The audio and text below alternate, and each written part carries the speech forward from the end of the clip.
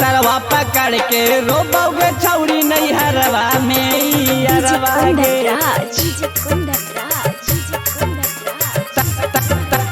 तरवा पकड़ के रोबोगे छौरी नैहरवा में अरवा गे। शिवांशु रिकॉर्डिंग स्टूडियो बानावर किशुनगंज। जाही के हलौ ससुरवा के छौरी अरे ये का कहला ब्याज जाही के हलौ ससुरवा के छौरी तकाएला कैनान पैरवा गे। तरवा पकड़ के रोबोगे छौरी नैहरवा में अरवा गे। तरवा पकड़ के रोबोगे छौरी नैहरवा में अरवा गे। लगा हो कि खाली छौरी चूहवा वाला जहरवा गे। तरवा पकड़ के रोबोगे छौरी नैहरवा वाला अरवा गे। तरवा पकड़ के रोबोगे छौरी नैहरवा में अरवा गे। जहिया से नहीं ससुर लिया गे छौरी हम ताहिया से पिए लगलो तड़िया गे छौरी। बचपन से तोरे छौरी दिलवा से चाहलियऊ। जहाँ जहाँ कहनी छौरी वहाँ घुमलियऊ वहाँ घुमलियऊ।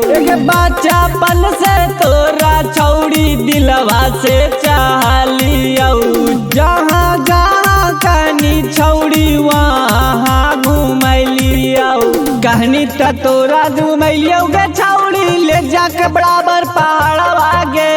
कहनी त तोरा घुमलियऊ गे छौरी ले जाके राजगीर पहाड़वा गे। तरवा पकड़ के रोबोगे छौरी नैहरवा में अरवा गे। तरवा पकड़ के रोबोगे छौरी नैहरवा में अरवा गे। तरवा पकड़ के रोबोगे छौरी नैहरवा में अरवा गे। तरवा पकड़ के रोबोगे छौरी हम ना जानलियौ कि बना देमी भिखारी गे। बड़ी मन कर रौशन पुजारी गे रौशन पुजारी गे। हम ना जानलियौ कि बना देमी भिखारी गे। बड़ी मन कर रौशन पुजारी गे। अरे मानिस पे छौरी कैनी न तन को बिचारवा गे। अरे मानिसवा पे छौरी कैनी न तन को बिचारवा गे।